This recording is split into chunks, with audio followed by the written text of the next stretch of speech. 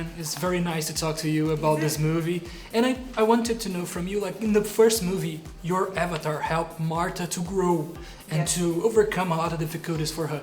And now you are the only one who gets the same persona back to the avatar. How does this relationship evolve in the gap that we don't see, and how does it helps Martha a little more? How does it feel to be back to her?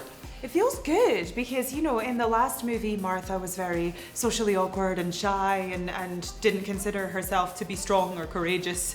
And so she started to realize that about herself in the last movie, that she was strong and she had a lot of courage when it came down to it. So it was nice to kind of come back to the character and see her sort of thrown into this leadership position where she's the same avatar and nobody else is. And so she knows how to navigate things and navigate the game in this avatar, and so she has to help everybody else, and so she's the leader now, which is cool. And in terms of what happened in between the movies, I think probably in my mind what happened was she went to university and she started to try on a lot of different personalities to figure herself out, as we all do, you know, in that sort of particular period in our lives. And she was starting to feel a little inauthentic, maybe a little bit of a fraud, and so the game sensed that and brought her back to the original avatar to remind her of, give her a sense of self again.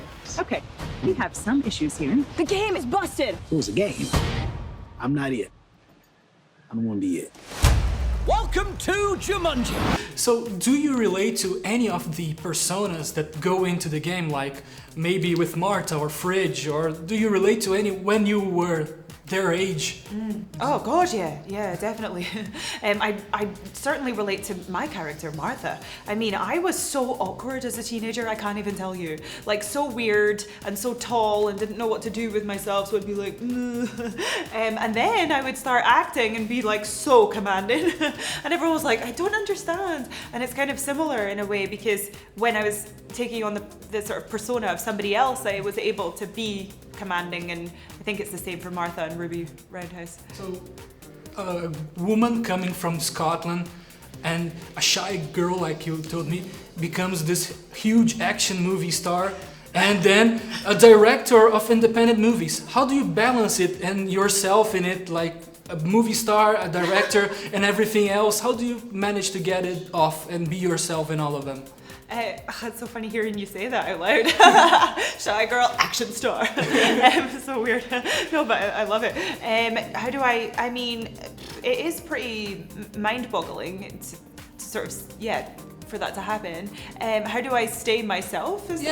How do you balance to be yourself in every aspect of it? I think honestly I don't struggle with that, because my parents gave me such a good upbringing. I mean, they're really down to earth, and so it's like whatever happens, I'm not really like affected by it, if you know what I mean.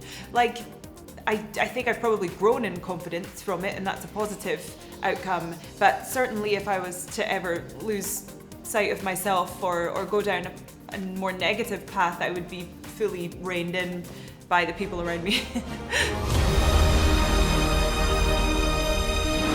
This next venture is even more challenging. And remember, the future of Jumanji is in your hands. I have one important question. Who is Jumanji? Is that Barbara's boy? We're gonna die. We did die. Are we in hell? I knew it. And one last one, imagining a third movie of Jumanji with yourself in it. We've seen the personas take over the avatars. We've never seen the avatar persona.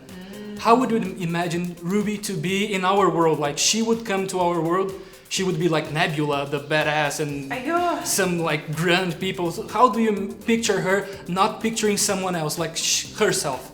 That's a really interesting question, because I mean, how many layers does she have as a character if she's the character in a video game?